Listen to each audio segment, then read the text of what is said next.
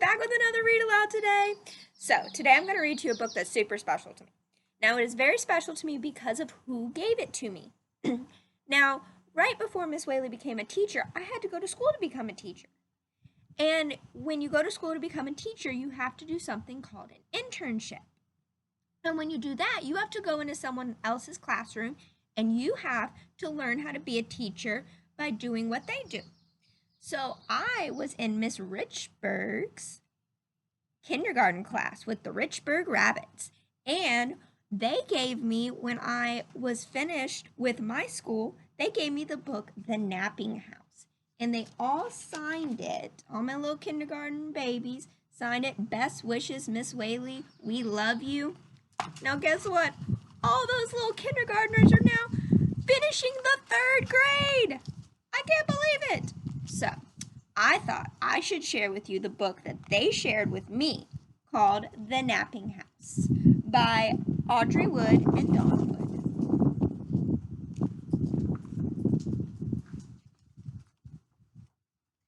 The Napping House by Audrey and Dawn Wood.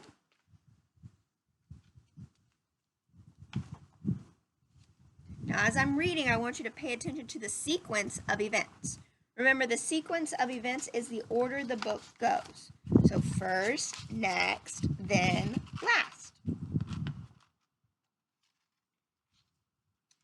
There is a house, a napping house, where everyone is sleeping.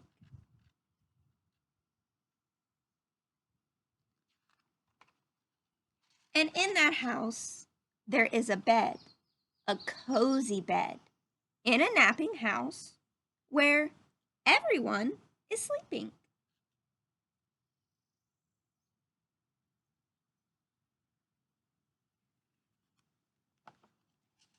And on that bed, there is a granny, a snoring granny.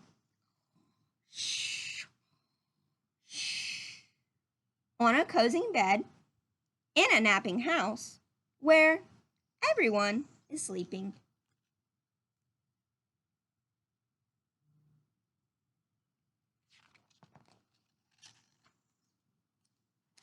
And on that granny, there is a child, a dreaming child, on a snoring granny, on a cozy bed, in a napping house where everyone is sleeping.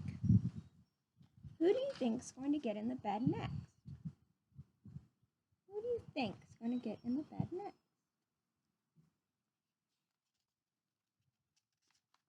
And on that child, there is a dog, a dozing dog, on a dreaming child, on a snoring granny, on a cozy bed, in a napping house where everyone is sleeping.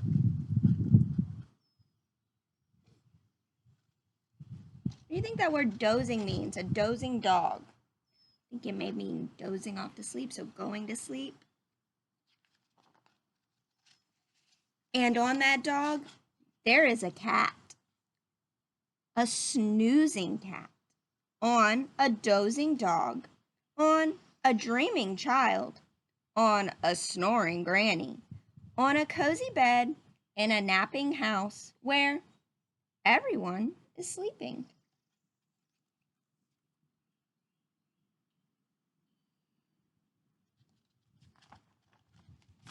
And on that cat, there is a mouse, a slumbering mouse, on a snoozing cat, on a dozing dog, on a dreaming child, on a snoring granny, on a cozy bed, in a napping house where everyone is sleeping.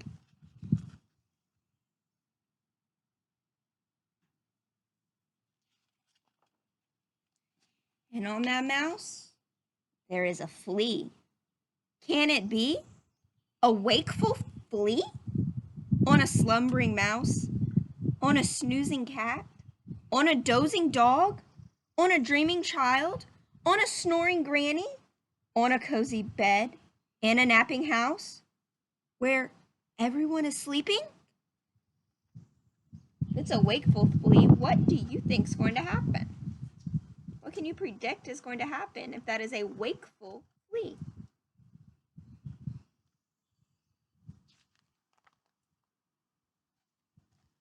A wakeful flea who bites the mouse. Uh-oh.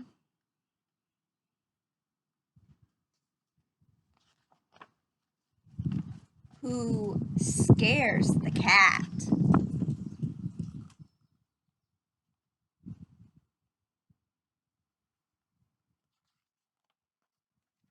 Who claws the dog.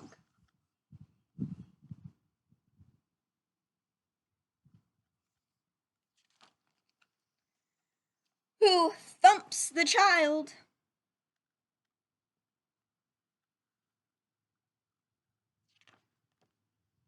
Who bumps the granny.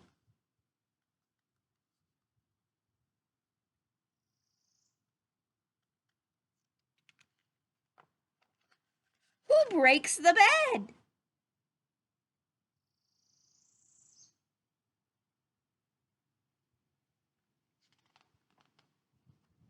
In the napping house, where now no one now is sleeping.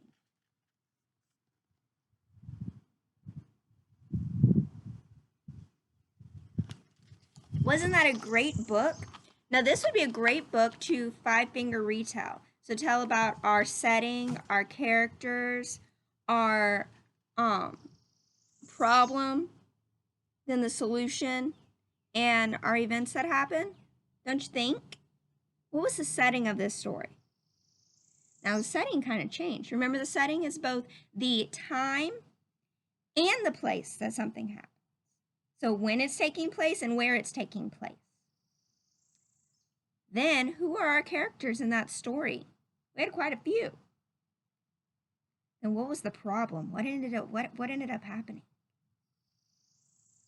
And then, what was the solution? Then, what happened in the beginning, middle, and end? What was our sequence of events?